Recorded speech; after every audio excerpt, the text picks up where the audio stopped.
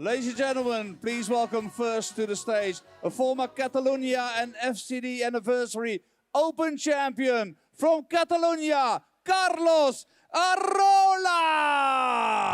And his opponent all the way from New Zealand, an 8-time WDF ranking champion. Please welcome Haupai Puha! Hello and welcome back to the WDF World Cup, the first night of finals here in Esbjerg in Denmark. My name is Andrew Sinclair and I'll be talking you through the action alongside very shortly the dulcet tones of our MC for the evening, Mr. Jacques Newlat from the Netherlands. But here we have our first men's singles quarter final between Carlos Arola of Catalonia and Haupai Puha from New Zealand. Haupai is one of New Zealand's top players and he was in very impressive form in reaching the quarterfinals of the singles tournament. Carlos has been around a long time, plays a lot of darts in Catalonia and produced some really impressive results to reach these quarterfinals, averaged 98 in beating Switzerland's Stefan Belmont and then beat Raymond Smith in the last 16.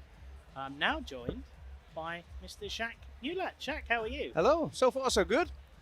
Still alive. That's a result. All going smoothly. So it's been a fun evening so far. 3 goals for England, but no English players left in the men's singles. 8 nationalities represented in the 4 quarterfinals, which is really, that's what the whole World Cup is all about, isn't it? Yeah, you get to see it more and more these last years that we held World Cups and even in the Europe Cups. You see the other countries also coming through, and it's a good thing for darts worldwide. No, absolutely. And I mean, Haupai, the New Zealand players have travelled a long, long way to be here.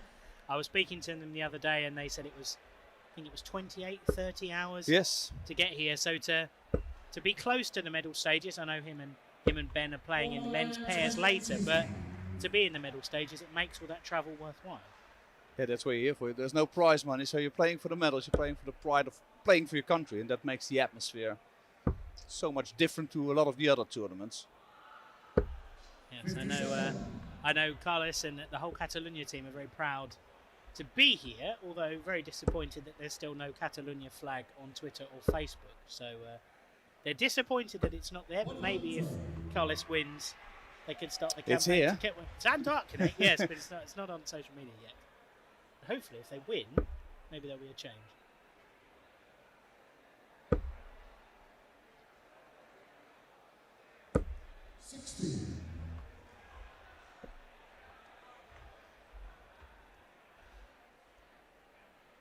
Yeah, I don't think many people would have picked Carlos before the tournament to get this far. If you've picked the last 8 in this tournament, you're going to be a very, very happy man lying somewhere under a palm tree.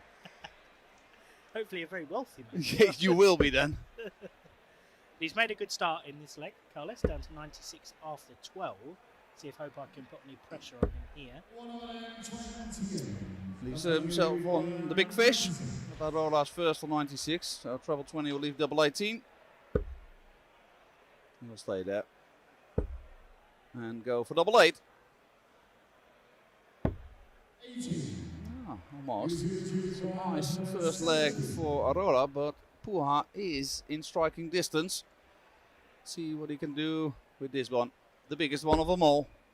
It's just under the treble. So it'll be Arola coming back.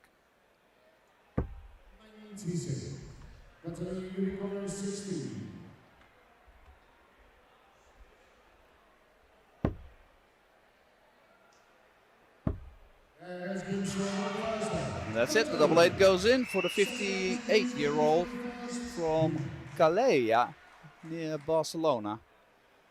Yes, I think he's won the Catalonia Open before. Yeah, and the FCD Anniversary Open, as they call it. I think that's basically in the same vicinity. He's won the Catalonia Open 2015 and the Anniversary Open in 2019. And he's been in the Catalonian team for a long time. Yes, he's a veteran of the team. I'm sure they're all down there supporting him in the crowd, but I mean, Haupai is someone who's really come through in the last few years. He's been playing a lot more of the WDF circuit. He qualified for Lakeside last year. He's qualified for Lakeside this year. And he's actually already qualified for Lakeside next year because he won the New Zealand Open earlier this year. So he's someone who is really coming on all the time and obviously is looking towards achieving big things in the sport of darts. And he will be hoping, New Zealand will be hoping, that starts with winning this World Cup singles. It's difficult for the players that come from down under. I mean, if you want to go professional, you gotta basically relocate to Europe somewhere. And I think he wants to do it, but well, that's not the only thing you have to do, of course. But this is a good circuit for the New Zealanders and the Australians especially. But it goes the same for the Americans. There's a lot of tournaments over there at the moment. And there's an actual chance, if you play well on those tournaments, to get to the World Championship or to the World Masters. The roads have opened in the last 4 or 5 years. No, absolutely. I think the WDF is rewarding those countries and regions a lot more. Lakeside this December, at the moment, there are 3 men from New Zealand and 3 women qualified. So to have 6 Kiwis in the field when in the past you maybe had 1 man from the regional rankings. I've seen years when someone won the 4 biggest tournaments down under, yet didn't make it to the World Championship because she couldn't earn enough points there.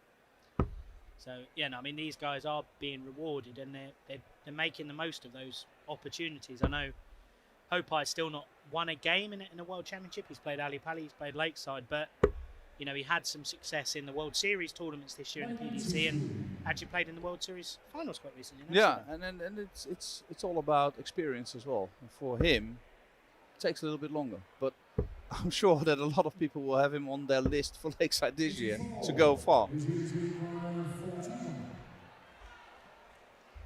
41 for Puha to make it 1 apiece.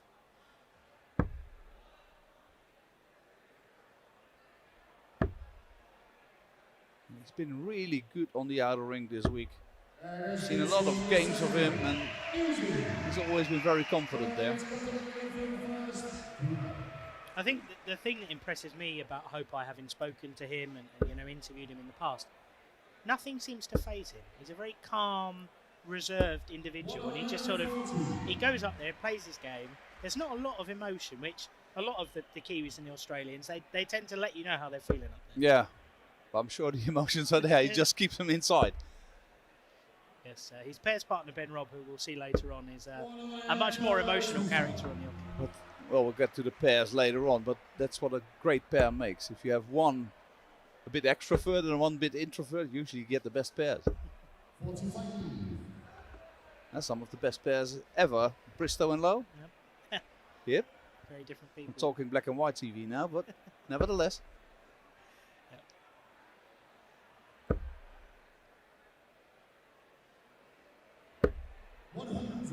Positive start to this leg from Haupai with a 1.35 and a ton. Puts him 50 points ahead after 2 visits. First of 5 legs in this quarter-final.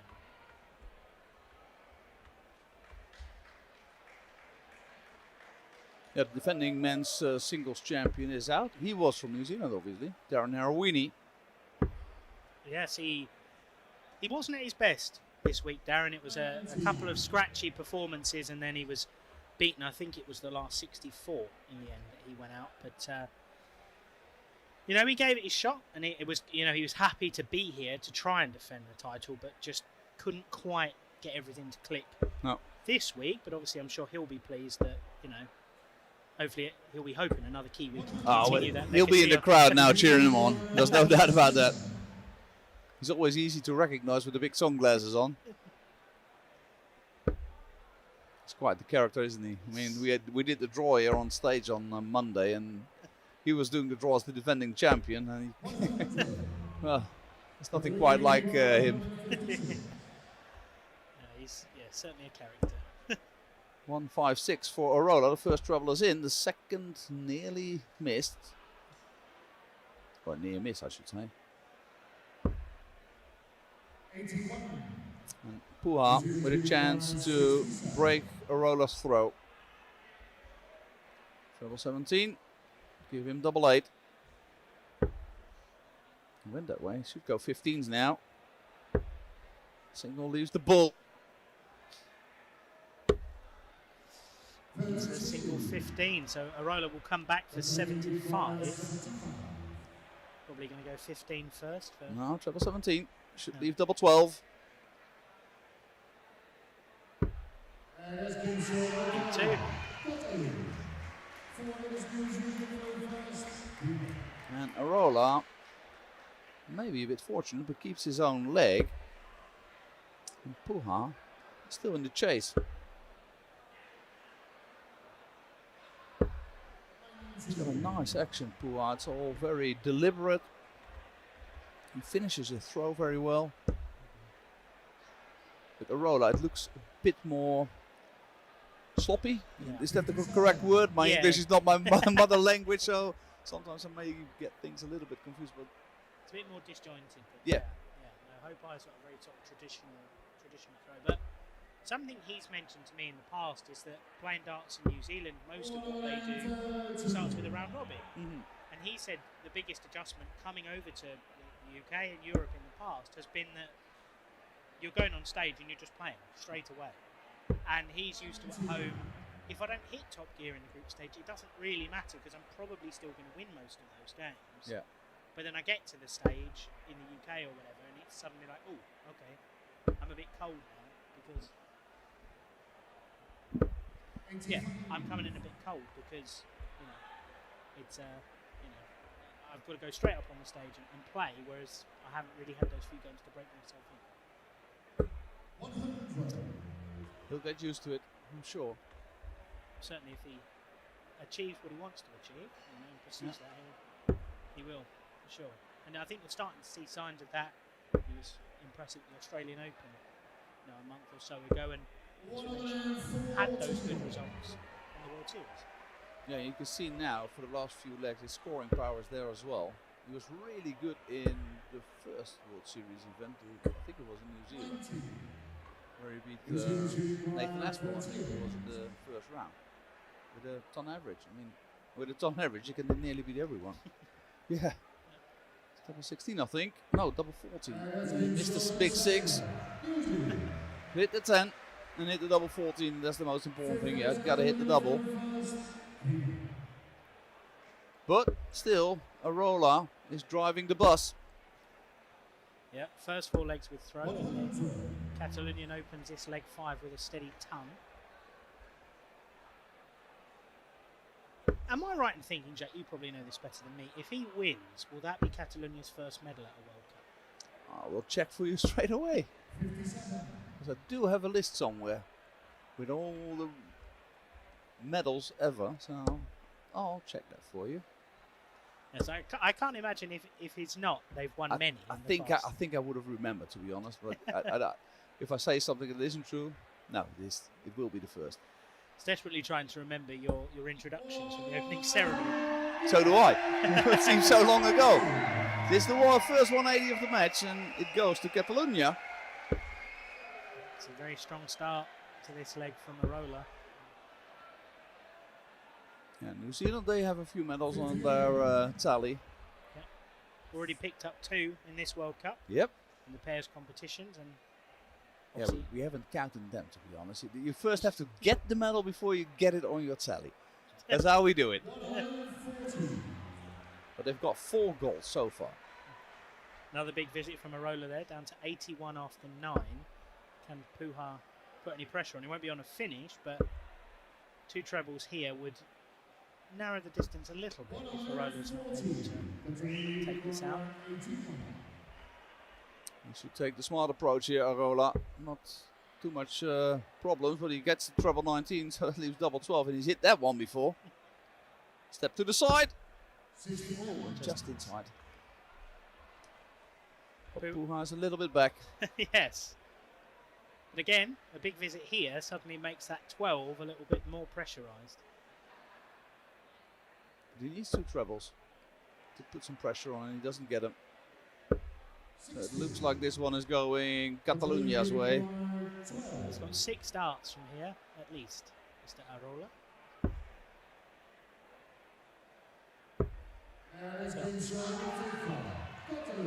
Takes the Richard Ashdown special.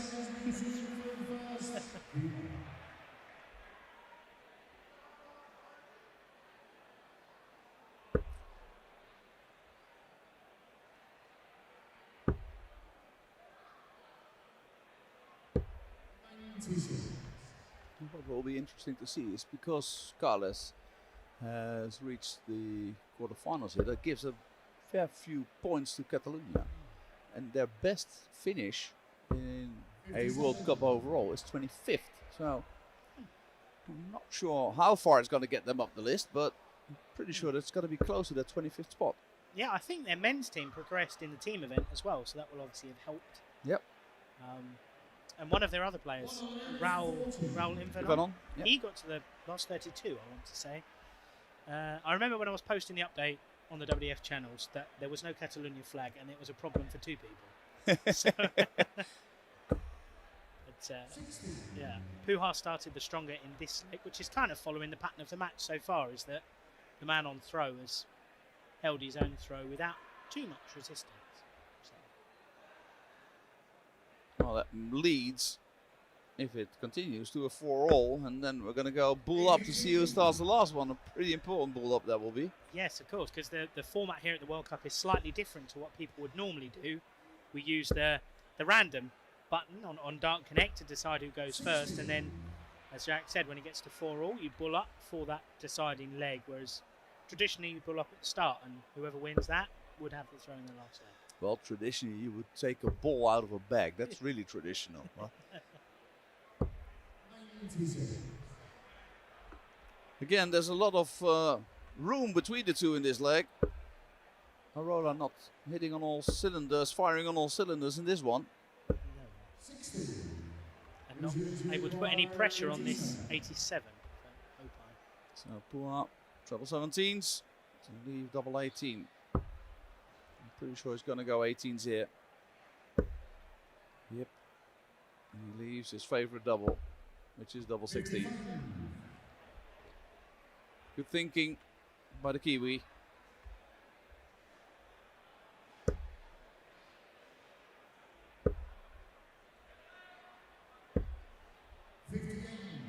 Lying a bit low there for Arola. She's not able to put any pressure on, so Haupai comes back for double 16.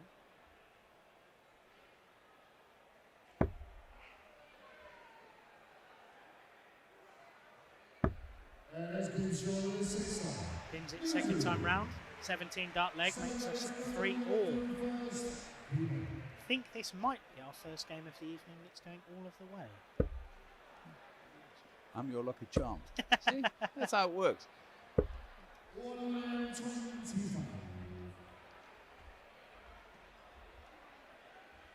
Yeah. See, he's on his own throw and Arola starts with a 1-2-5.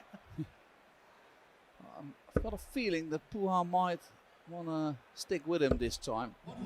Usually in matches first to 5, we're halfway through, these are the important legs, and you have a feeling, or I have a feeling, that Puha is a bit more accustomed to these circumstances probably than Arola is. Yes, certainly more used to the pressure, I would think, than Carles has been through before, but he's not showing any signs of wilting under that pressure at the moment. And that goes into the single 7. So 46 means Carles has got quite a good advantage in this leg now.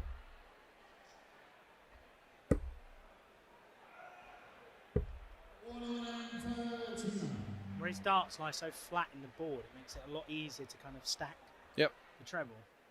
I mean, I say that, I'm a man of very limited skill on a dartboard. Well, it depends what you like. If you like stacking, then Arola is the way to go. If you like understacking, which Puha likes, then the back end of the dart has to be up a little bit further. And for me, hitting the board would be a plus. So Arola, with a single 18, will leave tops. Getting a good leg on his own darts. Yeah, very strong. He's a specialist. So if it does go 4-all, I'm sure both of the players will be hoping to win the dart. Well, if your nickname is Hopes, yes, then hope is what you live for. And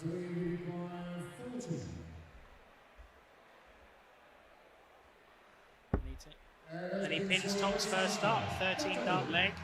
Mr. Arola is now one away from the semi-finals and a first WDF World Cup medal for Catalonia, which would be a special moment for him. We've already seen a couple of countries win their first medals at this tournament. Yeah. But I'm sure he would be delighted to do that for Catalonia. I'm sure Mr. Puha won't be going down without a fight. No, exactly. But Arola is in the troubles, and he has been for 2 legs now. And that's the first real bit of emotion we've seen from him in this final, and I don't blame him. It's an important moment.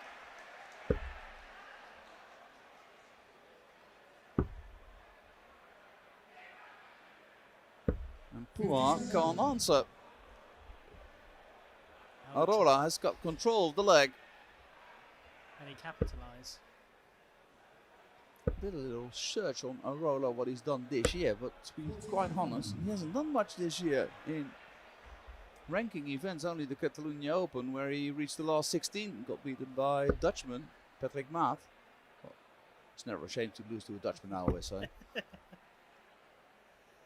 Yeah, so he played the one tournament on home soil, and that was about it. Yeah, and then came to Denmark to reach the quarterfinals. And potentially a little bit more. He's on his way to a medal. Not on a finish just yet with that 99. He's on 177 after 9, but he's got the advantage in this leg. And Puha's filling it up. It's an important visit by Puha. Leaves him on a 115. But Arola can put it away a little bit better if he hits a treble somewhere. And he does. How did that last one go in? That was a great. Puha on 115. He needs it to stay in the match. 20's first. He's hit the treble. Single 15 leaves tops. He's got 1 dart to stay in it.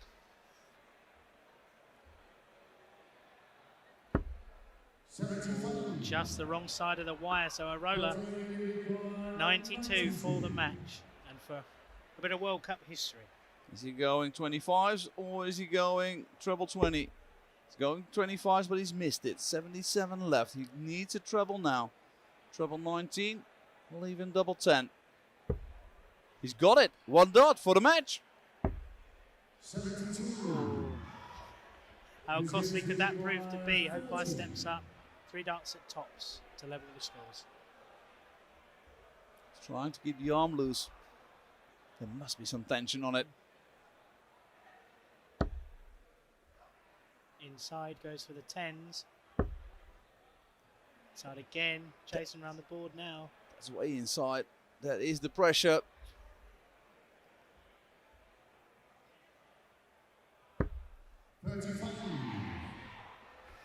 And that means Arola is coming back for Catalonian history. He needs double 10.